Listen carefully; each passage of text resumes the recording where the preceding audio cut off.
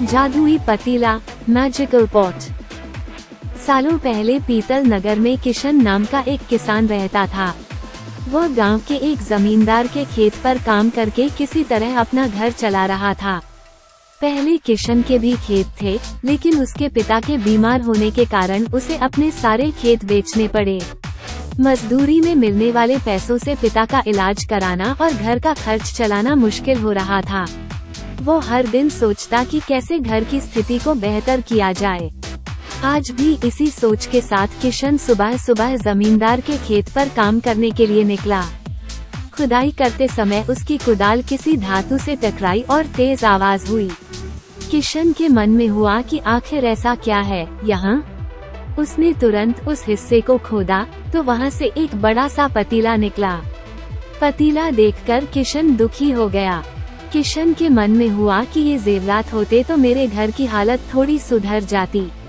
फिर किशन ने सोचा कि चलो अब खाना ही खा लेता हूँ। किशन ने खाना खाने के लिए अपने हाथ की कुदाल उस पतीले में फेंक दी और हाथ मुंह धोकर खाना खाने लगा।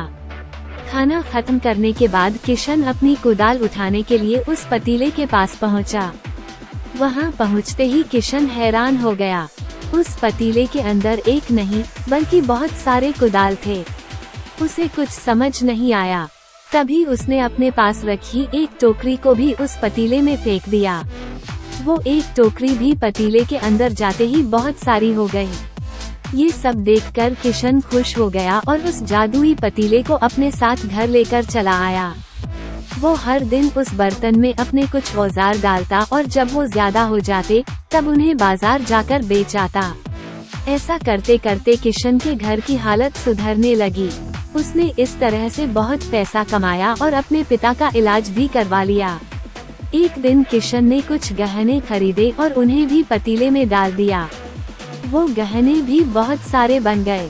इस तरह धीरे धीरे किशन अमीर होने लगा और उसने जमींदार के यहाँ मजदूरी करना भी छोड़ दिया।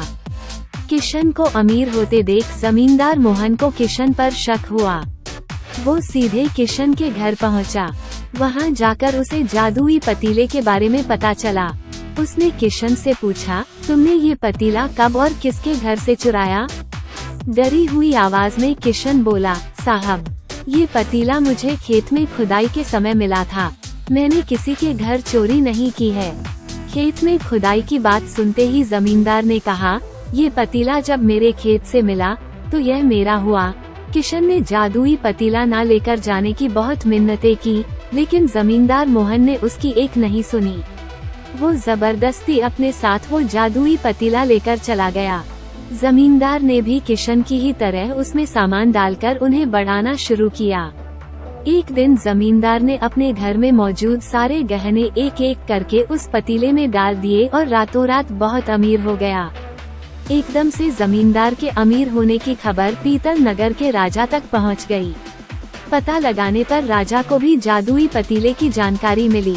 फिर क्या था, राजा ने तुरंत अपने लोगों को भेजकर जमींदार के यहाँ से वो पतीला राजमहल मंगवा लिया।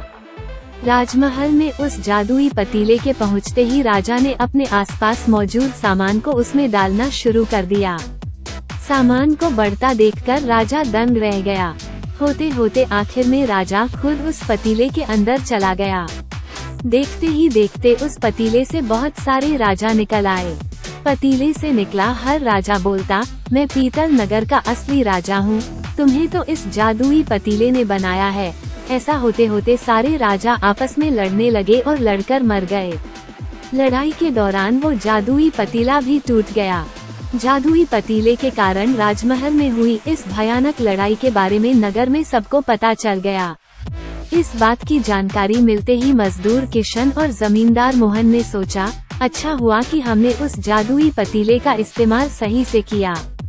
उस राजा ने अपनी मूर्खता के कारण अपनी जान गंवा दी। कहानी से सीख। जादुई पतीले की कहानी से दो सीख मिलती हैं। पहली कि मूर्खता का अंत बुरा ही होता है।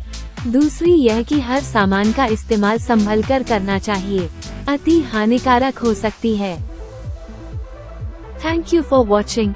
कहानी पसंद आई हो तो लाइक करें और चैनल को सब्सक्राइब कर हमारे YouTube परिवार का हिस्सा बनें।